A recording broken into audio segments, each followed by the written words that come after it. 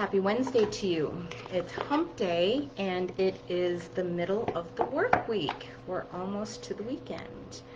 I always thought that when I did something that I love as far as work goes, that it would never be work and it would always be fun and I would never look forward to the weekend. And the truth of the matter is I do love what I do. I have fun with it, all that I do, but I do still look forward to the weekend because it's a slower pace. My family and loved ones also work during the week, so the weekend is the time that we don't have to be anywhere and we get to just enjoy one another's company. So that's what I look forward to in the weekend, and just following my bliss and decompressing and recharging and coming up with new ideas. And so I definitely look forward to the weekend, and they're already starting this morning. So I did note in the post that my BFF Karen Dugan and I will be getting together tomorrow night to do what we call a conversation with cards. And basically it's what I do here, except there's two of us. And we just sit and have a conversation, and we shuffle cards, we draw cards when we're guided to, and basically we get two perspectives. We get her perspective and that of her team, and my perspective and that of my team. And it's a lot of fun. And we're going to get together, we're going to do that on Zoom, and we're going to record it. And if you have any questions you would like us to address, we will get to as many as we possibly can. So just go ahead and leave those in the comments below. So I wasn't given any direction as to what today's message is, but the crew is most certainly not in a hurry, but they're anxious to share the perspectives that they want to share today. And we have the winter card, and that fell out at me as I was talking, and it says take care of your needs. And tomorrow is the full moon. It is the full moon in Aries. It can come with a volatile energy, and I know between that and other things that are going on in the cosmos right now, a lot of us are feeling drained and depleted, and I've equated it with slogging through molasses. And that has a lot to do with the change in the season, but it also has to do with planetary movement right now. And again, I am not an expert on that. I follow Tanaz at Forever Conscious and Molly McCord. And I did see yesterday that on Instagram, Molly did mention the slower energy, and she noted what that had to do with. And I will actually include that in my notes, in the show notes, in the comments.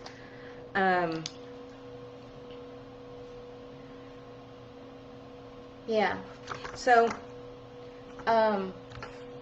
we were given winter, take care of your needs. So right now we are definitely being asked to take care of our needs. And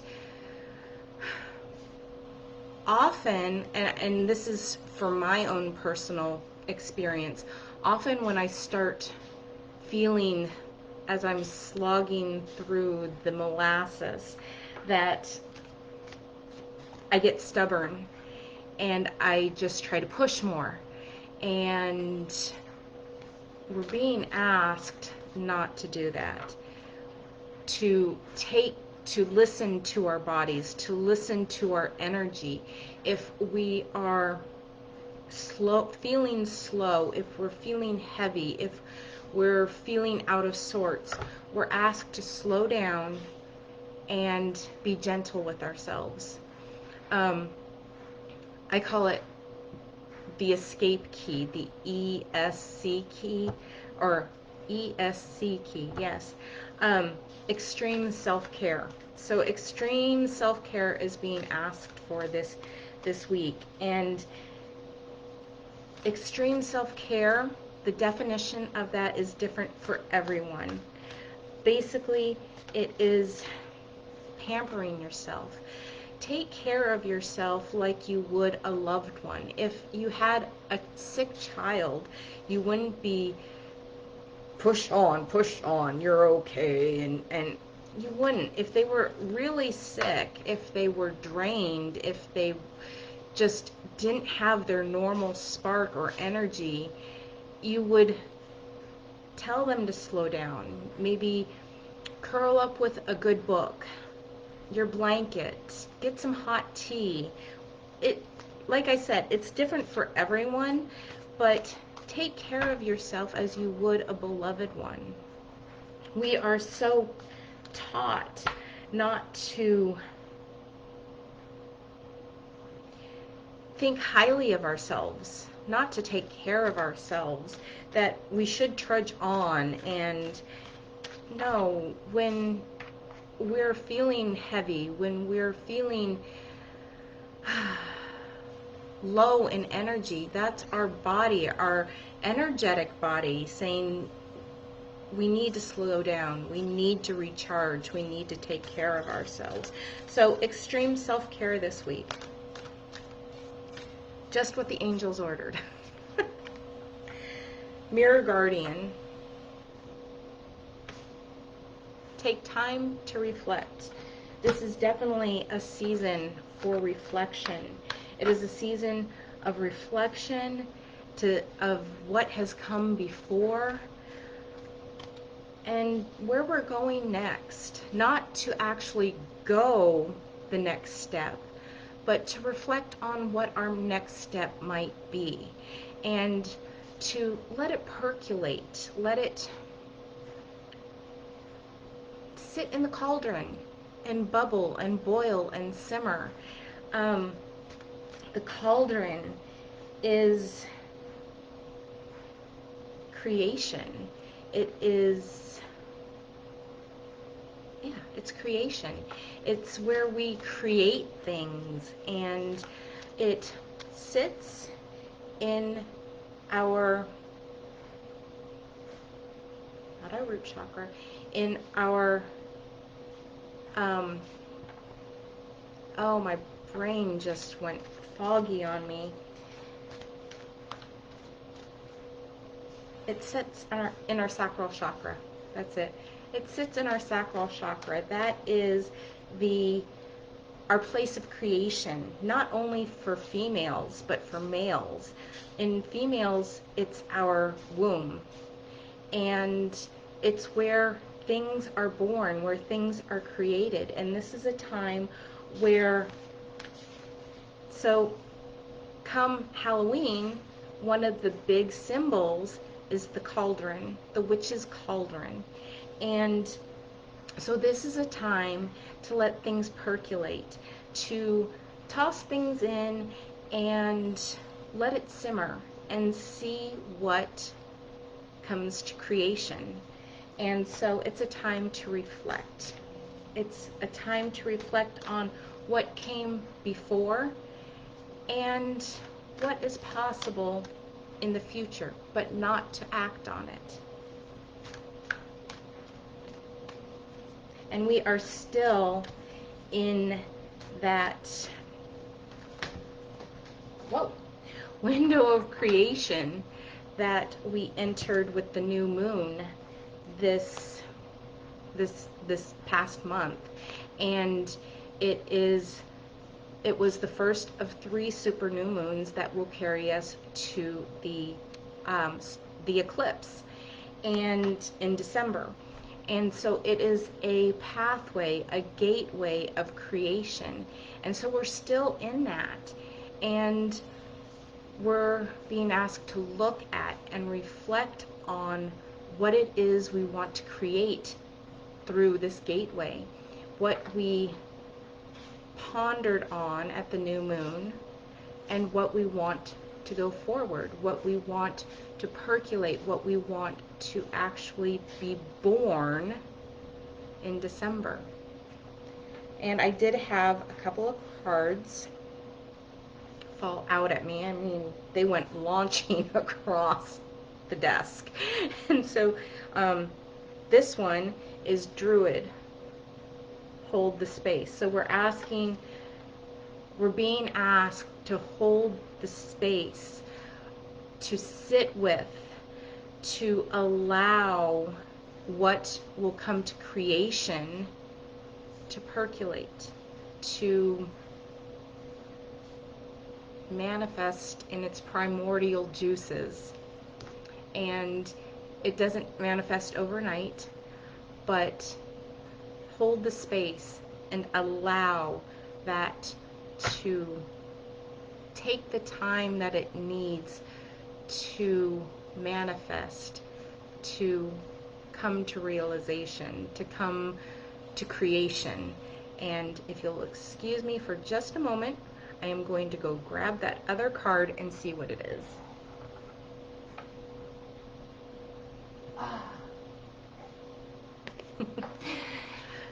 This card is the Moon. Take note of intuitive messages. So one of the messages that we've been getting quite often lately is you are not alone. You are never alone. And often with our dreams, with our desires, we feel like we need to make it happen. And the truth of the matter is we are not doing anything. Yes, we're making our intentions known and we're putting it out there to the universe, but we are not manifesting it. To a degree we are, with our energy, with our thoughts, with our beliefs, affirmations. We are putting our energy toward it. So it's a co-creation with the universe. Our dreams are co-created. Our dreams and desires are co-created with the universe. We are not on this journey alone. We, as an individual, don't have to make it happen. And so we're being asked to take note of intuitive messages, of guidance that we're receiving. And the universe, spirit, our team, communicate with us in many different ways. And it's not just a voice in the back of our head or that still small voice within us that is guidance. It's seeing animals that we wouldn't normally see, or seeing animals doing different things, or having an animal, an insect, for instance, a dragonfly, a butterfly, flying around us. One of my animal spirits is the dragonfly, and you'll see it on my website and everything. And so the dragonfly, I've been in a kayak on a pond, and the dragonflies would fly around my kayak. I've had them, we had, where we used to live in Missouri, we had a really long driveway, and there would always be dragonflies that would fly around my vehicle as I was going down the road, so I ended up calling it Dragonfly Alley. And so dragonflies are always around me, even when I take the dogs out. We live in the suburbs, and I still have dragonflies flying all around me when I take the dogs out. So dragonfly, I know, is one of my spirit animals. And it's funny, but bear, black bear, is actually one of my spirit animals as well. And a couple of years ago, I went to an energy healer myself, and one of the things that she picked up on was black bear, and she didn't. It was the first visit that I'd had with her, so she didn't know, and so yeah, it was really cool. But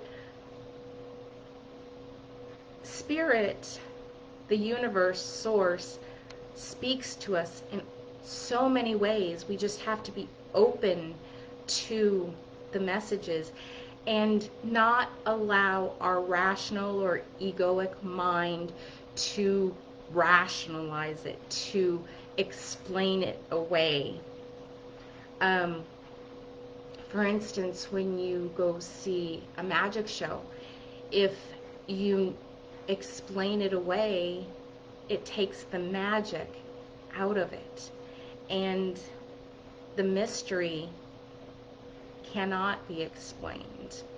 There's so many things about the mystery that cannot be explained, but our egoic mind tries to do just that, tries to explain it away, and that takes the magic out of life. So Spirit does speak to us in many different ways, and we just have to be open to it. And we're not alone. We're not creating all our dreams, all our desires on our own. And our job is to hold the space, to hold the frequency of what it is we desire, and just let it percolate. So I hope you found this helpful. I will be back tomorrow for the full moon reading, and sometime in the next few days I will post the reading that I do with Karen Dugan. And again, if you have any questions that you would like us to include in our reading, in our conversation with cards tomorrow night, please go ahead and put those in the comments, and we'll get to as many as we possibly can. Until next time, dear friend, may you be well, take care of yourself, and remember, lots of extreme self-care this week. So until next time, dear friend, be well. I will talk to you soon. Bye-bye.